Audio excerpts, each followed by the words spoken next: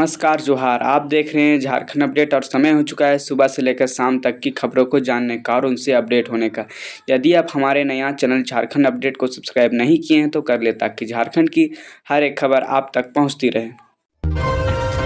झारखंड के घाटशिला उपचुनाव में झारखंड मुक्ति मोर्चा जेएमएम के सोमेश सोरेन ने जोरदार जीत दर्ज की। बीजेपी के बाबूलाल को इस चुनाव में भारी हार का सामना करना पड़ा। इस जीत से झारखंड की राजनीति में जेएमएम का बड़ा बढ़ावा मिला और इस विकास के लिए जनता का समर्थन माना जा रहा है। मुख्यमंत्री हेमंत सोरेन ने इस जीत का जनता की सरकार को प्रति विश्वास बताया और सभी से मिलकर राज्य को मजबूत बनाने का आग्रह किया।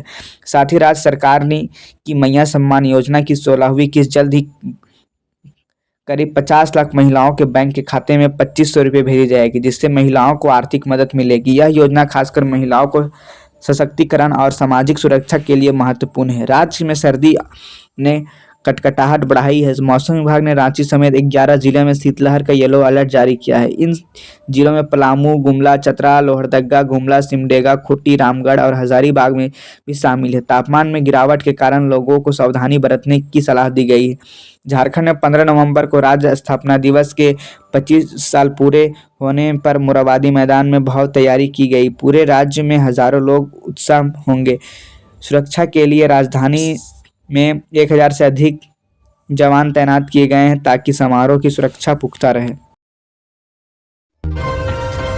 झारखंड में 16 नवंबर 2025 को रांची में भव्य झारखंड जत्रा आयोजित किया जाएगा। यह जत्रा जैप ग्राउंड से शुरू होकर जेल चौक स्थित बिरसा मुंडा स्मृति उद्यान तक जाएगी। आदिवासी परंपराओं, लोक नृत्य, संगीत और राज्य के प्रतीक को दर्शाने वाली झांकियां शामिल होगी। पूरे राज्य को लोगों के लिए गर्व का मौका होगा।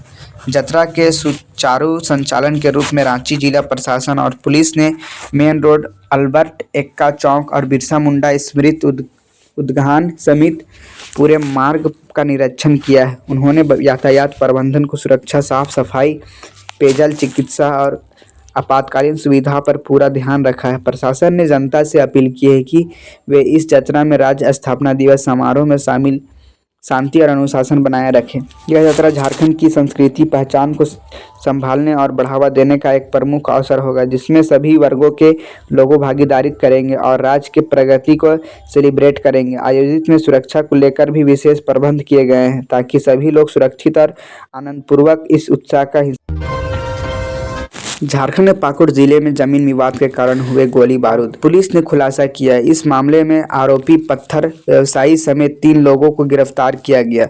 मुठभेड़ में पुलिस ने कई हथियार भी बरामद किए गए। यह घटना सुरक्षा और कानून व्यवस्था के लिए लिहाज में राज्य में चिंता का विषय बनी हुई है। स्थानीय प्रशासन ने इस मामले को सख्त कदम उठाने हुए आरोपी के खिलाफ कड़ी कार्रवाई शुरू करने बोल दी है। पुलिस ने कहा है कि विरोध को से उत्पन्न इस हिंसक घटना को रोकने के लिए सभी आवश्यक प्रयास किए जाएंगे ताकि भविष्य में ऐसी घटनाओं को रोका जा सके। इस घातक घटना के बाद इलाके में सुरक्षा व्यवस्था बढ़ा दी गई है और तनाव को नियंत्रण में रखा जा रहा है। इसी बीच जिला प्रशासन सतर्कता बरतने हुए सांप्रदायिक सद्भाव बनाए रखने पर जोर दे रहा है। यह गोलीकांड जमीन के विवाद से जुड़ी अराजकता को दर्शाता है। यह जहां स्थानीय लोगों ने पुलिस और प्रशासन से शीघ्र न्याय की मांग की है। पुलिस इस मामले की गहनता से जांच कर रही है और दोषियों को सजा दिलाने के लिए बड़ा प्रयास कर रहा है।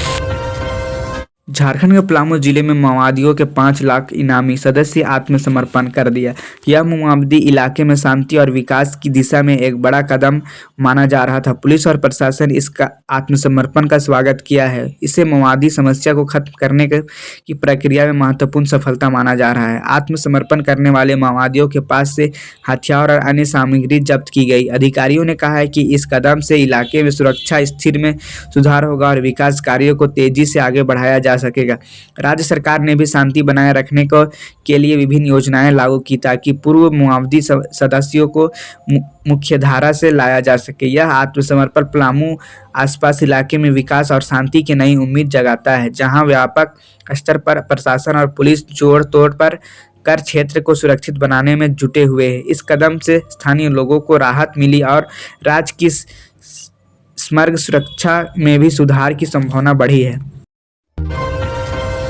झारखंड के NH 75E पर मुरहू थाना क्षेत्र के सिंधु मोड़ के पास एक वाहन की चपेट से आने से दो युवकी की मौके पर ही मौत हो गई। मृतकों की पहचान विनोद सिंह 35 वर्ष और जगन घोड्राई 28 वर्ष के रूप में हुई, जो वेल्डर का काम करते थे। यह हादसा तब हुआ जब वे सड़क पर पार कर रहे थे और एक अज्ञात वाहन उन्हें टक्कर मार दी। पुलिस ने मृतकों के परिवार वालों को सूचना दे दी है कि और मामले की जांच शुरू कर दी है। हादसे के बाद वाहन चालक फरार हो गया। पुलिस इलाज हेतु घायल बच्चों के परिजनों को सहायता देने की भी बात कर रही है। यह दुर्घटना इलाके में सड़क सुरक्षा की गंभीर समस्या को उजागर करती है। स्थानीय लोगों ने कोर्ट और प्रशासन से मांग की है कि इस तरह की दुर्घटनाओं को रोकने के लिए सख्त कदम उठाए जाएं। पुलिस जल्द ही वाहन चालक को पकड़ने के लिए कार्रवाई कर रही है और इलाके की सुरक्षा बढ़ाने के लिए भी प्रयास करेगी। झारखंड में पहली बार पूरी डिजिटल जनगणना की तैयारी शुरू हो गई है। इस जनगणना के लिए 9 नवंबर से डेटा एंट्री शुरू हो चुकी है और फील्ड कार्य 2027 से शुरू होगा। यह कदम जनगणना को और अधिक सटीक और प्रभावी बनाने के लिए उठाया गया है। डिजिटल प्रक्रिया के कारण डेटा संग्रह, विश्लेषण और रिपोर्टिंग के समय की बचत होगी और मानवीय त्रुटियां कम होगी। इस नई तकनीक के तहत जनगणना कर्मचारियों को स्मार्ट डिवाइस दिए जाएंगे जिनके माध्यम से डेटा ऑनलाइन एकत्र करेंगे। इससे पारंपरिक कागजी प्रक्रिया खत्म हो जाएगी और डेटा तुरंत केंद्रीय सर्वर पर भेजा जाएगा। राज्य सरकार का मानना है कि इस आधुनिक जनगणना से विकास योजनाओं की बेहतर योजना और क्रियान्वयन की मदद मिलेगी। इसके अलावा डिजिटल जनगणना जनसंख्या की सही तस्वीर प्रस्तुत करेगी, जिससे झारखंड के सामाजिक आर्थिक विकास की दिशा निर्धारित करने में सहूलियत होगी। यह कदम झारखंड के प्रशासनिक ढांचे को भी मजबूत करेगा और योजनाओं के फायदेमंद विवरण को सुनिश्चित करेगा।